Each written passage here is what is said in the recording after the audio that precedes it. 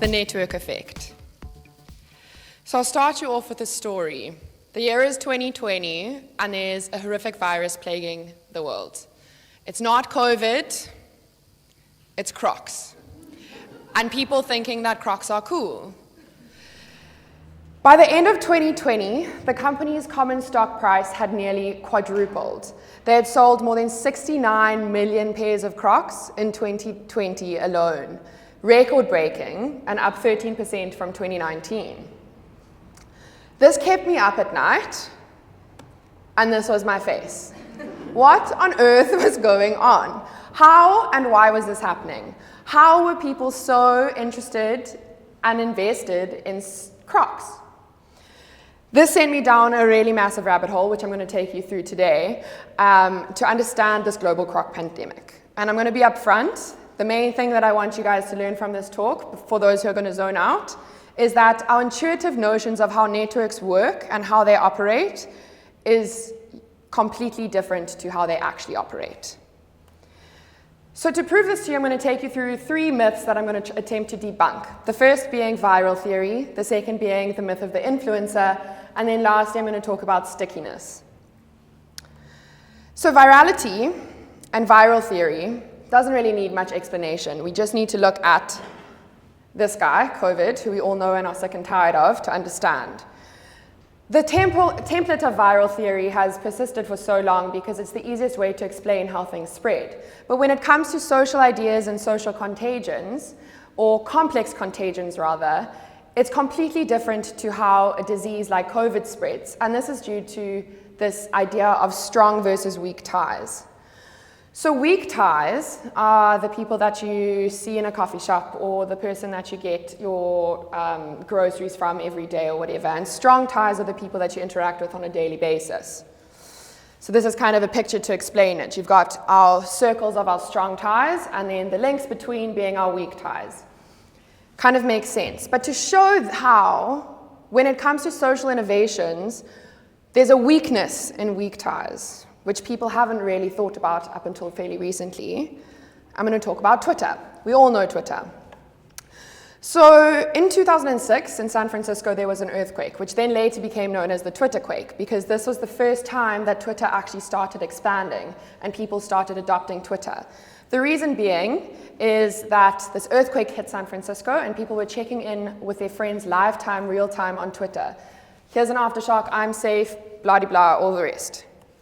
And then it kind of started spreading the same way that we've always understood a virus to spread, similar to what was understood when the Black Plague hit Europe.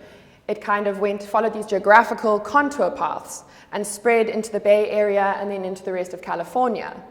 But then something really weird happened, and thanks to data, social scientists have been able to really isolate and accurately track the spread of these social innovations better than they ever have before. And something really weird happened. After it reached the edge of California, essentially, it stopped spreading. And people didn't really understand why. And then, across the country in Cambridge, Massachusetts, the same thing started happening. People started adopting Twitter, and it started spreading in a geographical way. And there was a lot of question around why this happened. And when social scientists dug a little deeper, they realized that in California is Silicon Valley, and in Cambridge, Massachusetts is MIT. And a lot of the people that go to MIT end up leaving, going cross-country and starting to work in Silicon Valley. And for the first time, it showed the strength of our strong ties. Weird sentence, because strong ties. But this highlighted how, as previously thought, our weak ties were the keys to transmitting these ideas or social innovations and the keys to unlocking networks. It was actually, in fact, wrong. And our social networks and our strong ties, you can be completely socially close to someone and have them in your social bubble, but be geographically completely in a different place to them, thanks to technology and all of the stuff I don't need to explain to you. So that kind of happened, and all these people in California were saying to their friends in MIT, look how cool this is, start using Twitter, and then that's how it kind of spread to the rest of America and then the rest of the world. So this new pattern of strong ties gives us insight into how these new technologies and innovations spread and gained momentum, right? It's as a result of our expansive networks of strong ties, not our weak ties. So then looking further, because I didn't feel like this really answered the Croc problem, The myth of the influencer. And who better to look at than your girl Oprah? So a common story, again looking at Twitter, a common story that's told around the success of Twitter is because Oprah adopted it. And in 2009, she tweeted live on her show a really not very interesting tweet, but it was the first time she'd ever made a tweet on Twitter, and people thought that the resultant success of Twitter was as a result of Oprah tweeting about it, right? This massive influencer with a huge, expansive social network was the reason why people started adopting it. But in actual fact, that wasn't right. And two questions were asked. The first was quite misleading, is how did they get Oprah to spread to Twitter? Did they pay her? What was it? But the correct question to be asking is how did Twitter grow so big that Oprah got a boost out of it? Oprah's tweet wasn't the cause of Twitter's success. It was actually just a consequence of it. And this is because people understand networks differently. So on the left, you can see this firework pattern. And this makes sense when you think of this common rhetoric around influencers. And then they're at the center of this firework. They highlight a cool thing like Twitter, and all of a sudden it explodes. But that's not in actual fact how our social networks work. It's actually a fishnet pattern. And this results in network bias, right? We all started wearing these cool beaded necklaces because all of those around us started wearing it, not because some famous person posted on their story. And that's something that's really important when looking at Crocs.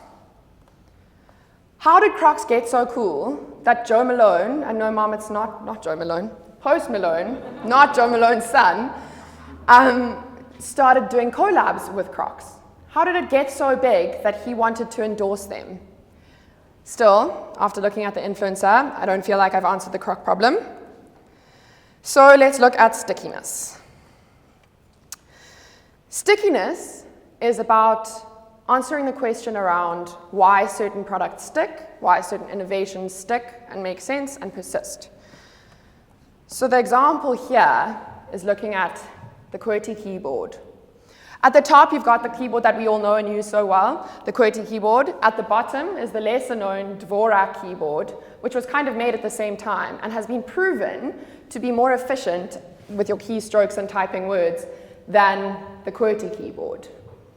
Interesting, because less than 1,000 people globally use that keyboard today. So this really got me questioning, why do the most efficient and best ideas often not survive? The answer lies in the pill, or contraceptives.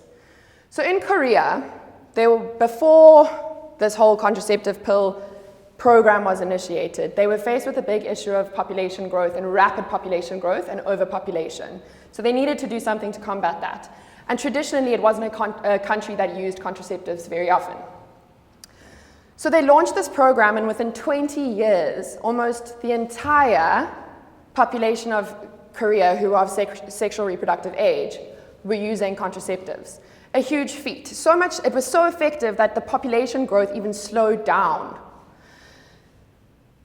What's interesting around this, and why it answers some of the questions around why do the most efficient and best options often not survive, it's not because of the packaging, it's not because it's the best product, it's not because of them putting the most marketing budget behind it. It's because of our networks and how we receive that idea, how that idea comes to us. So with the example of Korea, you've got consensus amongst, not consensus amongst a village, so amongst the people of a village, but across villages, there was no consensus. So it ended up being a situation where you'd have condom villages or IUD villages or the contraceptive pill villages. And this was because of the fact that if your friends were all using the pill, you were more likely to use the pill. If your mom and aunt had used IUDs, you were more likely to use it because of the fact that it was brought to your network and brought to you via this fishnet pattern. And I think the key thing here is that it's not because of the best product, it's because of the way that we receive it. The same thing can be explained as to why the QWERTY keyboard has persisted and been successful. So that huge rabbit hole of debunking this viral theory and how it doesn't apply, and this influencer myth, when they actually sometimes are not the reason why products are successful or Crocs are cool, and this idea of stickiness, highlighting how Crocs may not be the best shoe, but because of the way people get them and receive the idea about them, they stick and sell 69 million pairs in 2020. So after that whole rabbit hole, my question is still, do I know how Crocs became cool? Nope. But if anyone goes to the shops, I'd love a lime green pair. Thank you.